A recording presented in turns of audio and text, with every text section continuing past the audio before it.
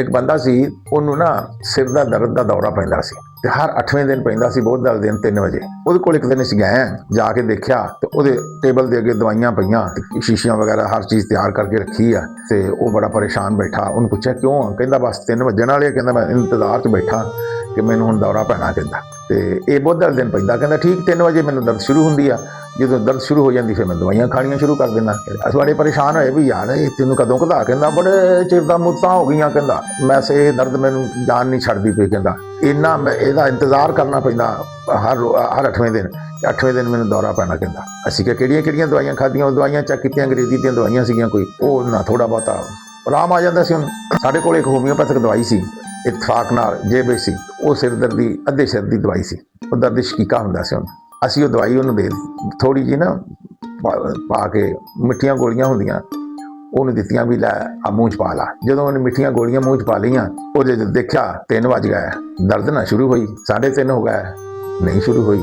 4 ਵਜੇ ਵੱਜ ਗਏ, ਨਹੀਂ ਸ਼ੁਰੂ ਹੋਈ। 5 ਵੱਜ ਗਏ, ਦਰਦ ਨਾ ਸ਼ੁਰੂ ਹੋਈ। ਜਦੋਂ 5 ਵੱਜ ਗਿਆ ਤਾਂ ਚੀਖਾਂ ਮਾਰ ਕੇ ਰੋਣ ਲੱਗ ਪਿਆ। ਕਹਿੰਦਾ ਮੈਨੂੰ ਦਰਦ ਕਿਉਂ ਨਹੀਂ ਸ਼ੁਰੂ ਹੋ ਰਹੀ? ਕਿਉਂ ਨਹੀਂ ਦਰਦ ਸ਼ੁਰੂ ਹੋ ਰਹੀ? ਬੜਾ ਰੋਇਆ।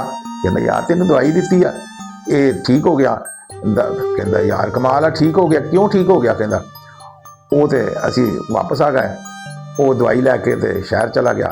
ਲੈਬਾਰਟਰੀ ਦੇ ਵਿੱਚ ਉਹਨੇ ਦਵਾਈ ਚੈੱਕ ਕਰਾਈ ਵੀ ਇਹ ਕੀ ਦਵਾਈ ਮੈਨੂੰ ਦਿੱਤੀ ਹੈ ਜਿਹਦੇ ਨਾਲ ਮੈਨੂੰ ਆਰਾਮ ਆ ਗਿਆ। ਉਹਨਾਂ ਨੇ ਦੇਖਿਆ ਇਹਦੇ ਵਿੱਚ ਤਾਂ ਕੁਛ ਵੀ ਨਹੀਂ ਗਾ, ਇਹ ਤਾਂ ਮਿੱਠਾ, ਬਸ ਮਿੱਠੀ ਚੀਨੀ ਆ ਬਸ, ਹੋਰ ਤੇ ਇਹਦੇ ਵਿੱਚ ਕੋਈ ਦਵਾਈ ਤਾਂ ਨਜ਼ਰ ਹੀ ਨਹੀਂ ਆ ਰਹੀ। ਲੈਬਾਰਟਰੀ ਚੈੱਕ ਕੀਤੀ, ਉਹ ਆ ਕੇ ਕਹਿੰਦਾ ਯਾਰ ਤੁਸੀਂ ਮੈਨੂੰ ਕੀ ਦਿੱਤਾ ਸੀ ਜਿਹਦੇ ਨਾਲ ਮੈਨੂੰ ਆਰਾਮ ਆਇਆ?